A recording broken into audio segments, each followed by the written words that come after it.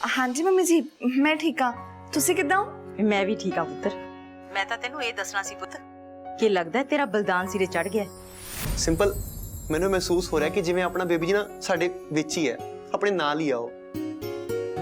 ਅਰਮਾਨ ਇੱਥੇ ਸਾਡੇ ਨਾਲ ਹੀ ਹੈ। ਅਰਮਾਨ ਕਿਉਂ ਨਾ ਤੁਸੀਂ ਨੈਕਸਟ ਟਾਈਮ ਡਾਕਟਰ ਕੋਲ ਮੇਰੇ ਨਾਲ ਹੀ ਚੱਲੋ, ਫਿਰ ਤੁਸੀਂ ਬੇਬੀ ਦੀ ਨਾ ਧੜਕਣ ਵੀ ਕਲੀਅਰਲੀ ਸੁਣ ਸਕਦੇ ਹੋ। ਪਿਛਲੀ ਵਾਰ ਮੰਮੀ ਜੀ ਗਏ ਸੀ। ਹਾਂ ਸਿੰਪਲ, ਮੈਂ ਨਾ ਤੇਰੇ ਨਾਲ ਚੱਲੂੰਗਾ ਐਤਕੀ। ਸਿੰਪਲ ਮੈਨੂੰ ਯਾਦ ਆ ਜਦੋਂ ਪੂਰਬ ਹੋਣ ਵਾਲਾ ਸੀ ਨਾ, ਸ਼ਾਇਦ ਹੀ ਮੈਂ ਦੇਸ਼ ਨੂੰ ਕਦੀ ਡਾਕਟਰ ਕੋ ਗਿਆ ਹੋਵਾਂ, ਪਰ ਇਸ ਵਾਰ ਨਾ ਸਾਡੇ ਕੋਲ ਚਾਂਸ ਹੈ। ਮੈਂ ਤੇਰੇ ਨਾਲ ਤੇ ਆਪਣੇ ਹੋਣ ਵਾਲੇ ਬੇਬੀ ਨਾਲ ਨਾਲ ਰਹੂੰਗਾ, ਮਤਲਬ ਤੇਰਾ ਖਿਆਲ ਰੱਖੂੰਗਾ। ਹਾਂਜੀ ਅਰਮਾਨ, ਅਸੀਂ ਦੋਵੇਂ ਜਾਣੇ ਮਿਲ ਕੇ ਨਾ ਆਪਣੇ ਬੱਚੇ ਦੀ ਪਰਵਰਿਸ਼ ਕਰਾਂਗੇ। ਇਸ ਵਾਰ ਮੈਂ ਆਪਣੀ ਫੈਮਿਲੀ ਦੇ ਨਾਲ ਖੜਾ ਰਹੂੰਗਾ। ਮੈਂ ਤਾਂ ਜੋ ਵੀ ਬਣ ਪਊਗਾ ਨਾ ਮੈਂ ਸਭ ਕਰੂੰਗਾ। अरमान सिंपल नाल सारे गिले शिकवे भुला के ना जिंदगी च अगे वध रहे। सच्ची मम्मी जी, ये तो बहुत खुशी दी गल है। शुक्र है अरमान नू गल समझ ता आई। देशो जी तुसी उठ गए, ब्रेकफास्ट रेडी। देशो रणवीर हजे भी तेरा उदा ही ख्याल रखता है जिद्दां पहला रखता सी। मैं तेरे लिए बहुत खुश हाँ देशो, लगता है तू भी रुझी हुई है काम च, है ना? चल मैं तेनू बाद च कॉल करदी हां। हाँ जी मम्मी जी। मम्मी जी मैं थानू दसना क्यों देशो क्यों तू इन्ना बड़ा झूठ क्यों बोलिया? मैं कितनी खुश सी अपनी धी लई ते तू कहनी है सब कुछ झूठ है। मम्मी जी मेरी गल तो सुनो। मैं की गल सुना तेरी? मैं कितनी खुश सी देशो। मैनू लगदा सी कि तेनू वो सारियां खुशियां मिलन जा रही है जिहदी तू हकदार है, ते मैनू लगदा सी कि तू अपनी आने वाली जिंदगी बारे सोच रही है, ते हुण तू एक बार फिर ये सब कुछ एक बलिदान देने कर रही है। मम्मी जी सच दसा, मैं किसी नाल भी ब्याह कराने बारे नहीं सोच सकती। पता नहीं मेरे को होगा भी कि नहीं।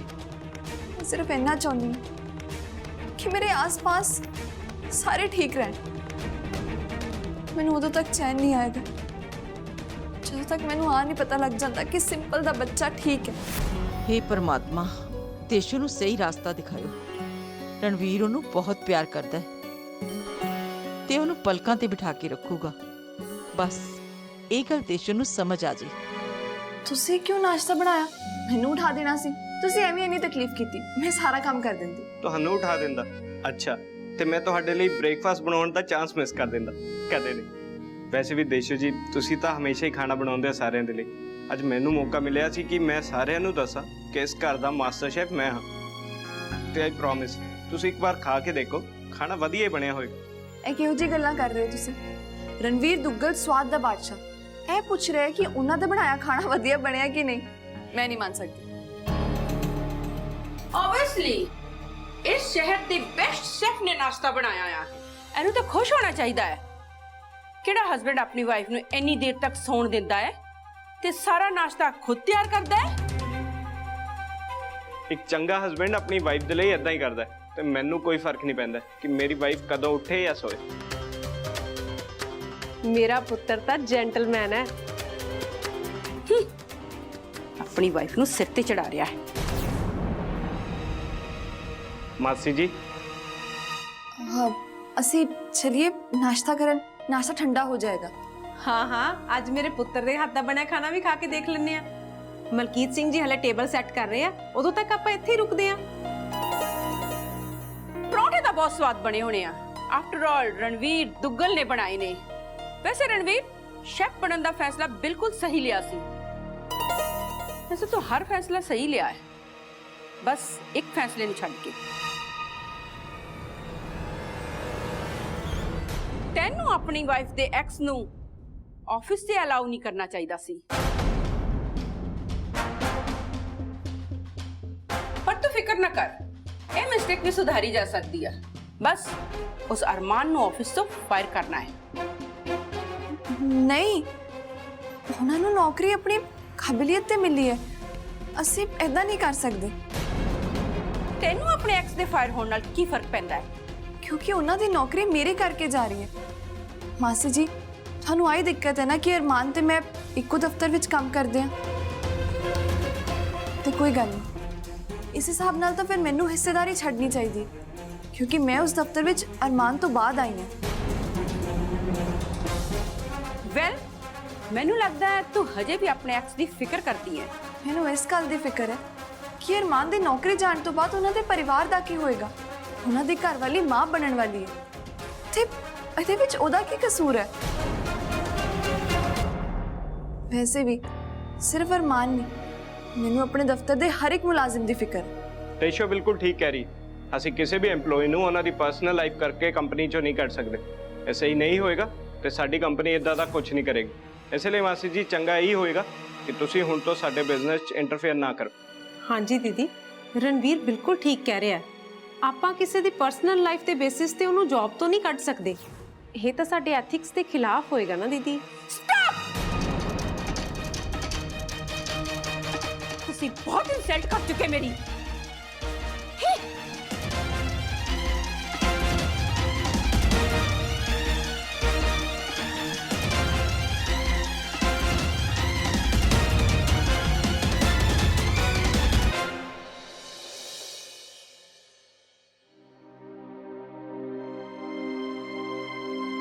हाँ जी सर, यस यस। मैं ना रणवीर से गल करके ना थोड़ी मीटिंग टाइम कंफर्म कर दूंगा। नो प्रॉब्लम, यस जी, ठीक है। Good day sir. Guddu, Guddu, ओ गुड्डू, तेन सुन रहा, तेन बुला रहा मैं। गुड्डू। हाँ जी सर, ਤੁਹਾਨੂੰ ਕੁਝ ਚਾਹੀਦਾ? ਉਹ ਐਕਚੁਅਲੀ ਮੈਂ ਗੁੱਡੂ ਨੂੰ ਕੁਝ ਸਮਾਨ ਲੈਣ ਲਈ ਭੇਜਿਆ ਤੇ ਤੁਹਾਨੂੰ ਕੁਝ ਚਾਹੀਦਾ ਤੁਸੀਂ ਮਿਨੀ ਨੂੰ ਕਹੋ। ਐਂਡ ਬਾਈ ਦ ਵੇ ਤੁਸੀਂ ਇੰਨੇ ਗੁੱਸੇ 'ਚ ਕਿਉਂ? मेरी डेस्क ते छेड़छाड़ किने कीती है? सारा सामान इधर उधर होया पे। ओ गॉड, जे मेरी फाइल नहीं ना मिली, ये कोई सामान गवाच गया ना। ਨਹੀਂ ਨਹੀਂ ਸਰ, ਕੁਝ ਵੀ ਮਿਸਿੰਗ ਨਹੀਂ ਹੈ। ਸਭ ਆਪਣੀ ਆਪਣੀ ਜਗ੍ਹਾ ਤੇ ਹੈ ਤੇ ਤੁਹਾਡੀ ਕੁਝ ਫਾਈਲਸ ਇਸ ਡਰਾਅਰ 'ਚ ਹੈ। तेनू किदा पता? ਉਹ ਐਕਚੁਅਲੀ ਸਰ ਮੇਰੇ ਕੋਲ ਕੋਈ ਕੰਮ ਹੀ ਨਹੀਂ ਸੀ, ਇਸ ਲਈ ਮੈਂ ਤੁਹਾਡਾ ਸਾਰਾ ਟੇਬਲ ਸੈਟਅਪ ਕਰਤਾ। ਸਰ ਮੈਂ ਤੁਹਾਨੂੰ ਨੋਟਿਸ ਕੀਤਾ ਹੈ, ਤੁਸੀਂ ਕਦੀ ਆਪਣੀ ਫਾਈਲ ਲੱਭ ਰਹੇ ਹੁੰਦੇ ਹੋ ਤੇ ਕਦੀ ਪੈਨ। ਸਰ ਮੈਂ ਤਾਂ ਹੀ ਤੁਹਾਡਾ ਆ ਟੇਬਲ ਸੈੱਟ ਕਰ ਦਿੱਤਾ ਤੇ ਸਰ ਹੁਣ ਸਾਰੀ ਚੀਜ਼ਾਂ ਪ੍ਰੋਪਰਲੀ ਪਈ ਹੈ ਤੇ ਸਭ ਆਰਗੇਨਾਈਜ਼ਡ ਹੈ। ਮੈਨੂੰ ਗੱਲ ਨਹੀਂ ਸਮਝ ਆਉਂਦੀ, ਤੂੰ ਇੱਥੇ ਆਫਿਸ ਟੇਬਲ ਸਾਫ਼ ਕਰਨੀ ਜੁਆਇਨ ਕੀਤਾ ਹੈ? ਤੂੰ ਪਿਉਣ ਲੱਗੀ ਇੱਥੇ ਦੀ? ਸਰ ਮੈਂ ਤਾਂ ਬਸ ਤੁਹਾਡੀ ਹੈਲਪ ਕਰ ਰਹੀ ਸੀ ਤੇ ਸਰ ਤੁਸੀਂ ਮੈਨੂੰ ਆਫਿਸ ਦਾ ਕੋਈ ਕੰਮ ਹੀ ਨਹੀਂ ਕਰਨ ਦਿੰਦੇ ਤੇ ਸਰ ਤੁਸੀਂ ਮੈਨੂੰ ਕਿਸੇ ਚੀਜ਼ 'ਚ ਇਨਵੋਲਵ ਵੀ ਨਹੀਂ ਕਰਦੇ। ਇਹਦਾ ਮਤਲਬ ਇਹ ਕਿ ਤੂੰ ਇੱਥੇ ਬਿਨਾਂ ਪੁੱਛੇ ਮੇਰੇ ਸਮਾਨ ਨੂੰ ਹੱਥ ਲਾਏਂਗੀ, ਛੇੜਛਾੜ ਕਰੇਂਗੀ? ਸਰ ਮੈਨੂੰ ਬਹੁਤ ਯੂਜ਼ਲੈਸ ਫੀਲ ਹੁੰਦਾ ਹੈ। ਮੈਂ ਆਫਿਸ ਆਨੀ ਆ, ਬਹਿਨੀ ਆ ਤੇ ਚਲੀ ਜਾਂਦੀ ਆ। ਸਰ ਮੈਂ ਵੀ ਕੁਝ ਕੰਮ ਕਰਨਾ ਚਾਹੁੰਦੀ ਆ। ਕਰਵਾ ਤੈਨੂੰ ਕੰਮ।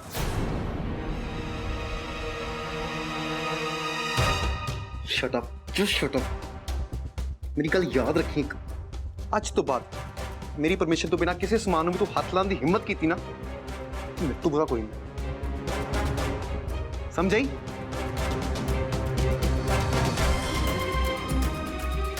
I'm sorry sir।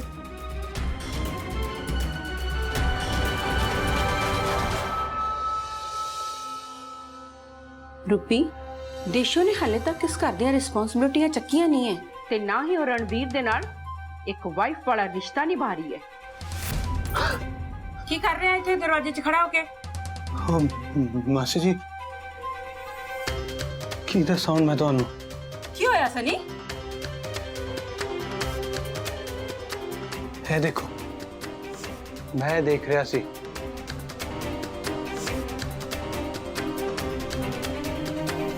ਹਾਊ ਸ਼ੇਮਲੈਸ ਚੀਜ਼। ਇਹਦਾ ਹਸਬੰਡ ਬਾਹਰ ਬ੍ਰੇਕਫਾਸਟ ਬਣਾ ਰਿਹਾ ਹੈ ਔਰ ਇਹ ਇੱਥੇ ਘੋੜੇ ਸੈਲ ਕਰਕੇ ਸੋ ਰਹੀ ਹੈ। ਨਹੀਂ ਮਾਸੀ ਜੀ, ਮੈਂ ਉਹਦੀ ਗੱਲ ਨਹੀਂ ਕਰ ਰਿਹਾ। ਇਹ ਦੇਖੋ,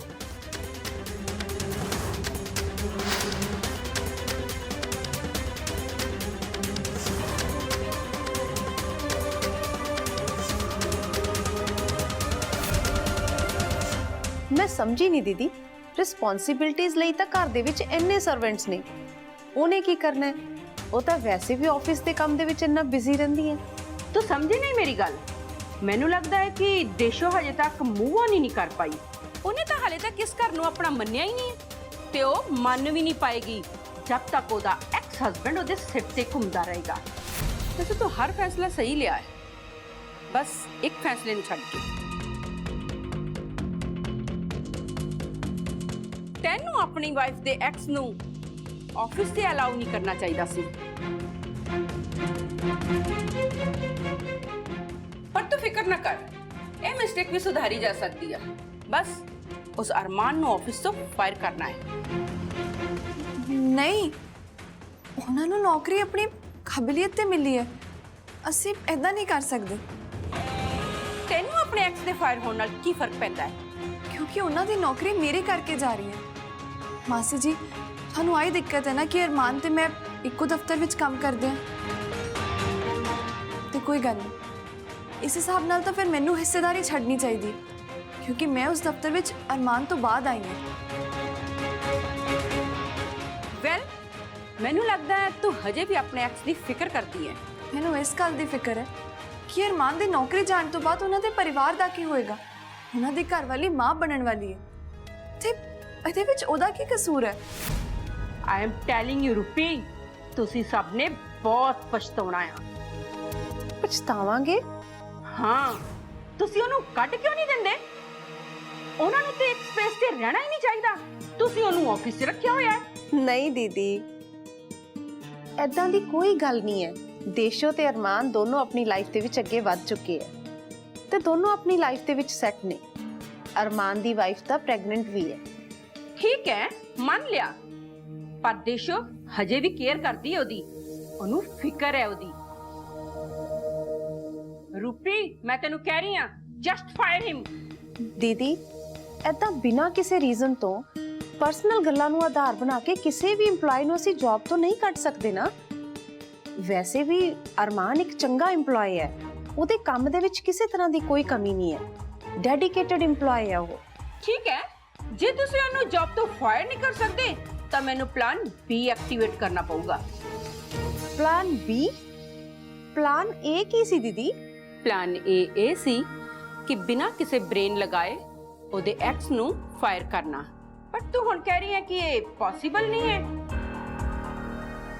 ਤੇ ਪਲਾਨ B ਇਹ ਹੈ ਕਿ ਮੈਂ ਸਨੀ ਨੂੰ ਕਨਵਿੰਸ ਕੀਤਾ ਹੈ ਕਿ ਉਹ ਆਫਿਸ ਜੁਆਇਨ ਕਰੇ। ਮੈਂ ਬਸ ਚਾਹੁੰਦਾ ਘਰ ਦੇ ਨਾਲ ਨਾਲ ਮੈਂ ਬਿਜ਼ਨਸ 'ਚ ਵੀ ਸਾਥ ਦੇਵਾਂ ਤਾਂ ਕਿ ਮੈਂ ਗਲਤ ਚੱਕਰਾਂ 'ਚ ਨਾ ਪੈ ਸਕਾਂ। ਮੈਂ ਫੈਮਿਲੀ ਦਾ ਪੂਰਾ ਸਾਥ ਦੇਣਾ ਚਾਹੁੰਦਾ, ਪਰ ਇਹ ਤਾਂ ਹੀ ਪੋਸੀਬਲ ਹੈ ਨਾ ਜੇ ਵੀਰਾ ਤੇ ਦੇਸ਼ੋ ਭਾਬੀ ਮੈਨੂੰ ਬਿਜ਼ਨਸ 'ਚ ਇਨਵੋਲਵ ਕਰਨ।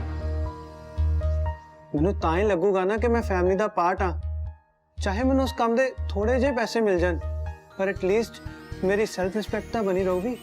ਇਹ ਤਾਂ ਗੁੱਡ ਆਈਡੀਆ ਆ, ਕਰ ਬਿਜ਼ਨਸ ਜੁਆਇਨ। ਪ੍ਰੋਬਲਮ ਕੀ ਹੈ?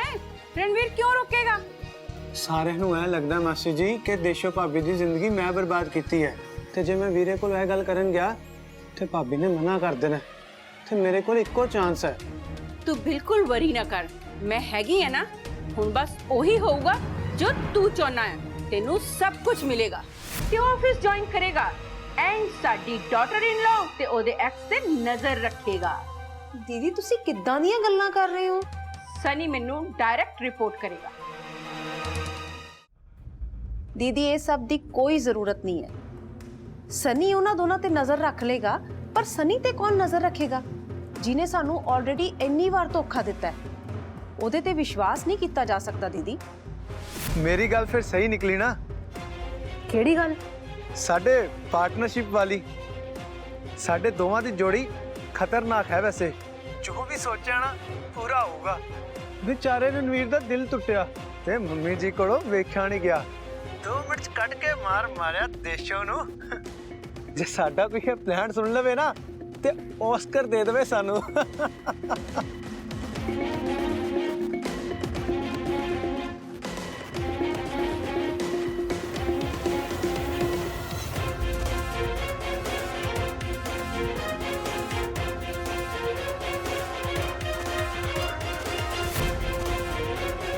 ਬਸ ਇਹੀ ਗੱਲ ਨਾ ਮੈਨੂੰ ਤੇਰੇ ਕੋਲ ਲੈ ਆਉਂਦੀ ਹੈ ਤੇ ਤੇਰੀ ਮਦਦ ਕਰਨ ਲਈ ਮੈਂ ਬੇਤਾਬ ਰਹਿਣਾ, ਪਰ ਮੈਨੂੰ ਸਮਝ ਨਹੀਂ ਆਉਂਦੀ ਕੀ ਕਰਾਂ ਮੈਂ।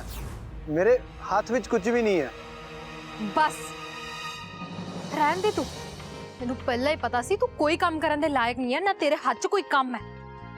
ਸਾਰੀਆਂ ਪਲੈਨਿੰਗਸ ਨਾ ਮੈਨੂੰ ਹੀ ਕਰਨੀਆਂ ਪੈਣੀਆਂ। ਠੀਕ ਹੈ, ਜੋ ਤੈਨੂੰ ਸਹੀ ਲੱਗਦਾ ਉਹ ਕਰ।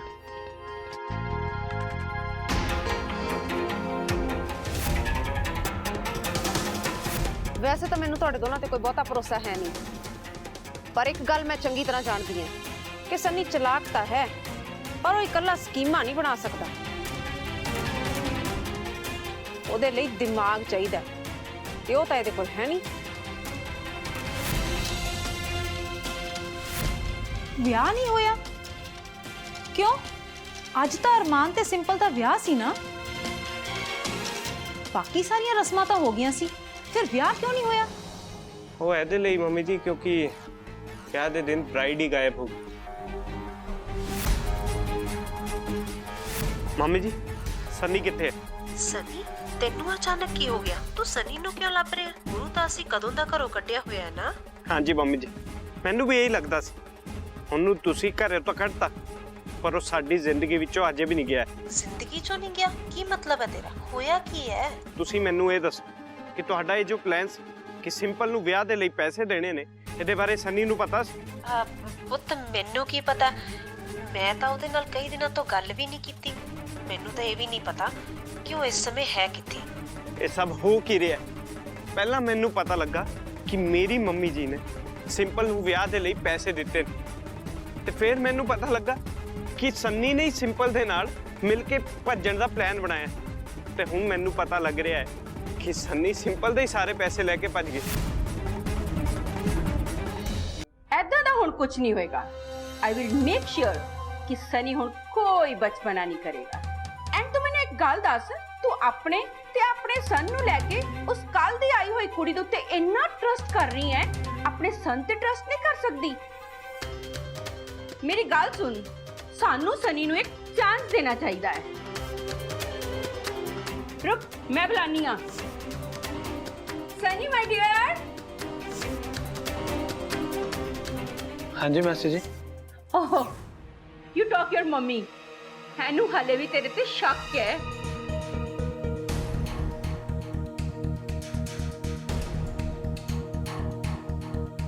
मम्मी जी मैनू माफ कर दो।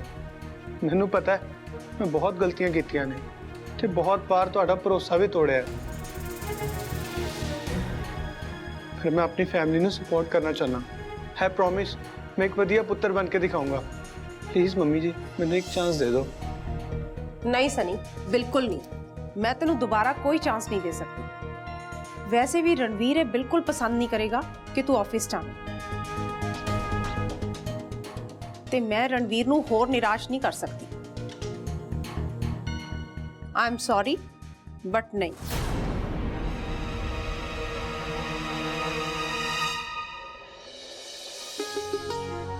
रोज रोज बैग विचों कपड़े लभने बहुत औखे हैं। सूट अरे चुन्नी किथे है? मिल गई।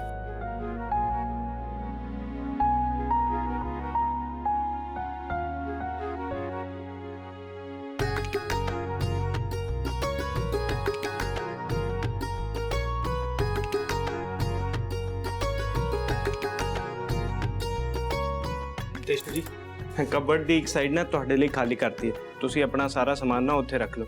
ਫਿਰ ਰੋਜ਼-ਰੋਜ਼ ਬੈਗ 'ਚ ਕੱਪੜੇ ਲੱਭਣਾ ਕੋਈ ਸੌਖਾ ਥੋੜੇ ਹੈ। नहीं नहीं सर जी ਉਹਦੀ ਕੋਈ ਜ਼ਰੂਰਤ ਨਹੀਂ ਹੈ। ਪਲੀਜ਼ ਦੇਸ਼ੂ ਜੀ ਇਹਦਾ ਬੈਗ 'ਚ ਹੀ ਸਾਰਾ ਸਮਾਨ ਰੱਖ ਕੇ ਤਾਂ ਤੁਸੀਂ ਰਹਿ ਨਹੀਂ ਨਾ ਸਕਦੇ। ਸਰ ਜੀ ਮੈਂ ਕਿਹੜਾ ਹਮੇਸ਼ਾ ਹੀ ਇੱਦਾਂ ਰਹਿਣਾ? ਮੈਂ ਤਾਂ ਇਸ ਘਰ ਵਿੱਚ ਉਦੋਂ ਤੱਕ ਹੀ ਆ ਜਦੋਂ ਤੱਕ ਮਾਸੀ ਜੀ ਨੇ। ਜਿੱਦਾਂ ਮਾਸੀ ਜੀ ਜਾਣਗੇ ਮੈਂ ਵੀ ਚਲੀ ਜਾਵਾਂਗੀ। ਬਸ ਥੋੜੇ ਦਿਨ ਦੀ ਗੱਲ ਹੈ।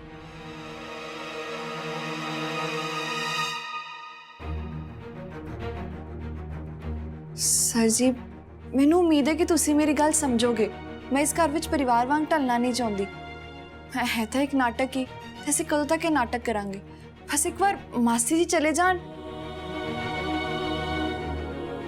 मैनू पता है सर जी तुहाडे लिए बहुत मुश्किल है, पर असीं सच नहीं बदल सकते। असीं दोनों इदां दी स्थिति विच आ जो ना ही तुहाडे लिए आसान है ना ही मेरे लिए। मैं पहला ही तुहाडे कमरे विच रह के बहुत ज़्यादा जगह लै चुकी हूँ। हुण मैं तुहाडे कबड़ विच जगह लैके तुहाडी जिंदगी विच होर जगह नहीं लेना चाहती। फिर इस झूठ तो निकलना बहुत मुश्किल हो जाएगा। ਮੈਨੂੰ ਉਮੀਦ ਹੈ ਤੁਹਾਨੂੰ ਇਸ ਗੱਲ ਦਾ ਬੁਰਾ ਨਹੀਂ ਲੱਗਿਆ। ਸਰ ਜੀ ਤੁਸੀਂ ਮੈਨੂੰ ਗਲਤ ਨਾ ਸਮਝਿਓ, ਤੁਸੀਂ ਮੇਰੇ ਮਾੜੇ ਸਮੇਂ ਵਿੱਚ ਬਹੁਤ ਮਦਦ ਕੀਤੀ। ਤੁਹਾਡੇ ਕਰਕੇ ਅਰਮਾਨ ਸਿੰਪਲ ਦੇ ਨਾਲ ਆਪਣੀ ਜ਼ਿੰਦਗੀ ਵਿੱਚ ਅੱਗੇ ਵਧ ਚੁੱਕੇ ਨੇ। ਉਹਦੇ ਲਈ ਤੁਹਾਡਾ ਬਹੁਤ-ਬਹੁਤ ਸ਼ੁਕਰੀਆ। ਮੇਰੀ ਮੰਮੀ ਜੀ ਨਾਲ ਵੀ ਗੱਲ ਹੋਈ ਹੈ, ਉੱਥੇ ਸਭ ਕੁਝ ਠੀਕ ਹੈ।